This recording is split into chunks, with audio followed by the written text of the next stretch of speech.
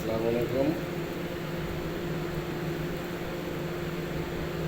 সকল আমার ইউটিউবের শ্রোতা দর্শক মন্ডলী ভাই বোনেরা সকলকে আমার শুভেচ্ছা সালাম জানাচ্ছি এবং যে যেখানে আছে সকলের মধ্যে কামনা করি। তো ভাই, দেশের সাথে কিছু কথা বলতে হয়, তাই আজকে আমি বলছি। কয়েকদিন আগে আমি বলেছি যে যেহেতু রাজনৈতিক দলেরা তারা নিজেদের স্বার্থ নিয়েই ব্যস্ত, আর নিজেদেরকে নিজেই নিয়ে তারা ব্যস্ত।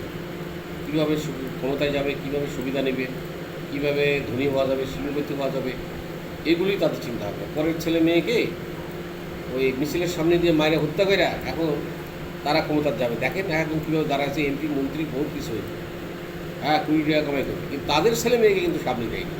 এই যে বলতেছে, দেখেন না, জুলাই সই করতে যায়, বলতেছে আমাদের সন্তানেরা, আমাদের ছেলেরা, এই বাপ রে বাপ, ওর রক্তের ছেলেরা, একটাও রক্তের ছেলে না। কোনো নেতার হাত পা ভাঙছে, কোনো নেতার ছেলের ভাইয়ের হাত পা ভাঙছে না। এগুলো কেন করা হয়? পরের ছেলে মেয়েকে ধার করে নিয়ে এসে টাকা পয়সা দিয়ে মিছিলের সামনে দিয়ে মায়েরা হত্যা করে আবার সেটার দাবি পুরা সেই সরকারের বিরুদ্ধে। ওইরা কিছু রাষ্ট্রের টাকা দেবে, বাড়ির থেকে কিন্তু কেউ দেবে না। এরা যদি বলে দেশকে ভালোবাসে, দেশের জন্য জীবন দিয়ে রক্ত দিই, তো এখন একটু রক্ত দিলেন না তো ভাই, কোনো দলে তো দিলেন না ভাই। তাহলে আপনারা কি রাজনীতিবিদ আর হলো স্বার্থবিদ? আপনারা সেলফ ফেস্ট, আপনারা সেলফিস্ট, ইউ আর অলমোস্ট সেলফিস্ট। আপনারা নিজের জন্য একটা জীবন দেন, নিজের হাত পা ভাঙেন। এই যতগুলো আন্দোলন করছেন এই স্বাধীনের পরের ছেলে মেয়েদেরকে, গরিব মানুষদেরকে সামনে দিয়ে তাদেরকে মাইরা তাদের মধ্যে গুলি চালায় আপনারা করতে গেছেন। আর কিছু টাকা পয়সা রাষ্ট্রের দিয়ে দেশের কাজ করে, আমার বাড়ির থেকে দেন না, টাকা পয়সা পকেট থেকে দেন না। বহুত শিল্পপতি আছে 2 কোটি টাকা রাষ্ট্রে বের করে নিয়ে গেছে, ওখানে দেওয়া যায় না, দিলে তো ভালো হয়। তো এই জন্য এখন বলতেছি, যাই হোক, আমার কয়েকদিন আগে বলছি, এখনও বলছি, ভাই দেখেন, আমাদের মাননীয় ডক্টর ইউনূস সাহেব খুব ভালো মানুষ, ওনাকে যা দাবি করবে তাই পাবেন। সকল দপ্তর, অধিদপ্তর, জজ, ম্যাজিস্ট্রেট, পরিচালক এবং সকল বাহিনীর প্রধানের কাছে তো আমার অনুরোধ, এবং এখানে সকল অফিসার কর্মরত সব বাহিনীর, সব ডিপার্টমেন্টের অফিসার লেভেল থেকে শুরু করে যারা আছেন উপর পর্যন্ত, ডাইরেক্টর, মহাপরিচালক পর্যন্ত, বাহিনীর প্রধান পর্যন্ত, আপনারা একটা অ্যাপ্লিকেশান লেখেন ওই ডক্টর মোহাম্মদ ইউনূস বরাবরে, এবং সেটা এই মাননীয় প্রেসিডেন্টের মাধ্যমে সিগনেচারের পরে আবার সুপ্রিম কোর্টে সিগনেচার করে বৈধ করে নেবেন, যেমন এই সরকারকে বৈধ করে দিচ্ছে সুপ্রিম কোর্ট। এবং এটা অ্যাপ্লিকেশন করলে আপনাদের সুন্দর করে ডক্টর সার্চ করে দেবেন। এগুলো করে নেন ভাই, সুযোগ পাবেন না যে আপনারা বলবেন যে আমাদেরকে চাকরি, কোনো রাজনীতিবিদ চাকরি খাইতে পারবে না, এবং তারা আসে আমাদেরকে বরখাস্ত করতে পারবে না। এই আদলে একটা দরখাস্ত লেখেন, বুঝছেন? খুব সুযোগ, দেখেন এরকম সুযোগ তোমরা পাবেন না। এবং মহাপরিচালকের নিজের পরিচিত যত প্রমোশন দেবে মহাপরিচালকই দেবে, প্রধান সচিব দিবে, প্রধান বিচারপতি দিবে, অন্য কেউ দিতে পারবে না। এই আইনটা জরুরি পাস করলেন ভাই ও ভাই বোনেরা, আমার অনুরোধ করতেছে আপনারা এই দেশটাকে ভালো করতে হবে। ওরা ক্ষমতা আসে আউট করে, চাকরি ওদের খালি আউট করে জন্য, অথচ ওরাই কিন্তু রাষ্ট্রের টাকা মেরে বোঝে। আপনার কটা খান? হ্যাঁ, আপনার কটা ঘুষ খান? দেন, ঠিক আছে, এগুলো আর ঘুষ খাচ্ছেন যে এটা আপনি বাদ দেন। যারা খান তাদেরকে বলছে, যারা খান না তাদেরকে বলা যাবে ভাই ভালো হন। দেশটাকে যে এরা বলছে স্বাধীন করে, কী স্বাধীন? সেই অফিস আদালতে গেলেই পয়সা ছাড়া কোনো কাজ নেই। ভূমি অবস্থা একটু আরে পয়সা ছাড়া কোনো কাজ হয় না। অন্যান্য অবস্থা আসেই, ভূমি অবস্থা কোথায় যাবে? পুলিশও এরকম, বাস আরও বেশি খায় এখন পয়সা করে, বুঝছেন? 2-4টা পুলিশ ভালো হয়েছে, গেলে টুকটাক কাজ করে, কিন্তু অন্য পুলিশের ভালো হয়নি কিন্তু এখন। অতএব ভাই, আপনারা বাঁচতে চাইলে আপনাদের জন্য বরখাস্ত না করে আপনারা সেই আদালত আদায় দরখাস্ত দিয়ে এটা করে নেন ভাই, আপনাদের খুবই ভালো হবে। মানে এই রাজনীতিবিদ হলো মানুষ না, এরা অমানুষ।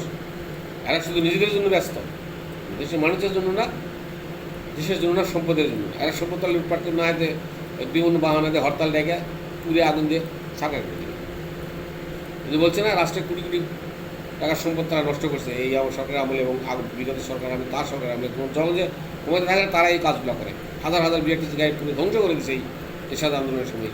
সেগুলো কোথায়? সেগুলো যদি বিচার দেওয়া হয় তো কোনো নেতা নেত্রী বাঁচবে না। অতএব ভাই, আপনারা আপনাদের চাহিদা করে নেন, তাড়াতাড়ি পাস করে নেন। আপনারা কেন নিষ্পেষিত হবেন? ক্ষমতা ওরা যাবে, ওরা থাকবে, সব করবে, আপনারা কেন চাকরিতে বরখাস্ত হবেন? আপনাদের কেন জেল ফাঁসি দিবে এবং কোনো অনিয়ম হুকুম দিতে পারবেন, সেটাও লিখে নেবেন। আর বাহিনীর প্রধানকেও বলছি, মহাপরিচালককেও বলছি যে আপনার প্রমোশন হবে, আপনি নিজের থেকে আপনি সুপারিশ নেবেন, কে কতজন প্রবেশ করলো, সেটার আদলে 2 জন সর্বোচ্চ 2 জন সিলেক্ট করবেন, বাহিনীর প্রধান হোক আর বিচারপতি হোক আর মহাপরিচালক, 2 জন বেশি সিলেক্ট করবেন, করে দিলেন, ওটা সুপারিশ পাঠালেন প্রধানমন্ত্রীর কাছে, প্রধানমন্ত্রী প্রেসিডেন্ট করে, প্রেসিডেন্ট আবার যেখানে মনে করে সেখান দিয়ে অ্যাপ্রুভ করে দেবেন। তাহলে ভাই সারা জীবন আমরা চাকরি করে খাইতে পারবো, ছেলে মেয়ে ভালোভাবে সংসার চালাতে পারবে ভাই, নাহলে কোনো উপায় নাই। বিশেষ করে বাহিনী অফিসারগুলোকে তাদের বলতেছি, স্যার আপনার দয়া করে এটা পাস করে নেন, বুঝছেন? কারণ দেখেন দেশ আপনারা স্বাধীন করলেন, আপনাদের বন্ধন করছে, আবার দেখেন বিশেষ করে বাহিনীর অফিসারদের বলছে, যারা অবসর গেছে, যারা চাকরিতে বরখাস্ত করছে, তারা কত বড় বেঈমান, তারা রাষ্ট্রদ্রোহী, সব গোপন কথা ওই ইলিয়াসের কাছে, ওই পিনাইয়ের কাছে, ওই কোনোদের কাছে বলে দিচ্ছে। ইস, এত বড় ক্ষতি কী করে নিজের বাড়ি যে কুড়াল মারে। এরা এরা কি দেশপ্রেমিক ছিল, এরা কি সৈনিক ছিল, অফিসার ছিল? এরা শত্রু দেশের। এদের সেনাবাহিনী কতগুলো নিরীহ মানুষ, তাদেরকে বিচার করতেছে, আবার বলছে তাদেরকে ভাগ্যে দাও ক্যান্ডিডেট থেকে, ওটা করো সেটা করো, ওই ফ্যাসিলিটি বাদ দাও। কত বড় বেঈমান দেখেন।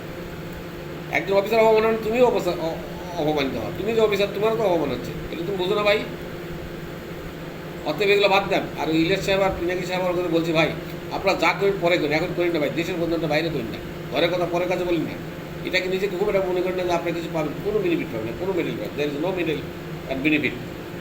আর আপনাদের কেউ কোনোদিন ক্ষমতায় বসাবেন না, লিখে না, আমি লিখে দেবো স্ট্যাম্পের উপরে, বুঝছেন? আপনার সহজে খারাপ হচ্ছে, অথচ মনে করছেন দেশের জন্য কাজ করতেছে না, এটা বিরোধী দলের ক্ষতি হয়েছে, আপনি যা বলতেছেন, কোনো না কোনো দলের ক্ষতি হচ্ছে। অতএব আপনারা কেউ ভালো যাবেন না ভাই, দয়া করে আপনারা ওইগুলো বাদ দেন, দেশের স্বার্থে, মানুষের স্বার্থে বাদ দেন, আমি অনুরোধ করি আপনাদের। আর 2 নম্বর কথা, সকল কর্মকর্তা কর্মচারী বলছি, ভাই আপনারা এই আইনটা পাস করুন, জরুরি ভিত্তিতে, ডক্টর মতো কোনো মানুষ না, ওরা ক্ষমতা গেলে এলে এই সমস্ত আইন যেন কিচ্ছু দেবে না, সব পাল্টাবে, বুঝছেন? তা ওরা তো সব সব বাদ দাবি দাওয়া তো পাস করে নিতে পারে, আপনাদের অসুবিধা নেই, এইভাবে সংবিধান নেবে, ওইভাবে সংবিধান নেবে, কেন? তাহলে আপনারা এইভাবে আমরা করবো, এইভাবে করবো, এটা করলে আপনাদের দেশের মানুষ না, এদেশে আসেন না, এদেশে ট্যাক্স দেন না। যাই হোক ভাই, আপনার সকলে ভালো থাকেন, দেশ ও জাতির মানুষের জন্য মঙ্গল করেন, আরও মঙ্গল কেউ করেন না। যে কোনো দল না দল শাসন ইয়েতে ক্ষমতায় যাবে, আবার ওই দল তখন এরকম অন্যায় করে বা এরকম বিচার করে যায়। ওই যে বিচারপতি একজন বিচার করতেছে না, মানিক সাহেব নাকি, ওনার কী অপরাধ, ওনার হাজিরা বানাইছে ট্রাইব্যুনাল, এখন আপনার ট্রাইব্যুনাল বানাইতেছেন, আর যারা বিচারক বানাইছে এদের ফাঁসি হবে, তাকে এমনি বুঝবেন ভাই। অতএব আপনারা পাস করবেন, ঠিক আছে? যাই হোক, সকলে ভালো থাকুন, ধন্যবাদ। আপনার সকলে দোয়া করি, খোদা হাফেজ। সকলে দয়া করে লাইক করবেন, কমেন্ট করবেন, শেয়ার করবেন, ধন্যবাদ।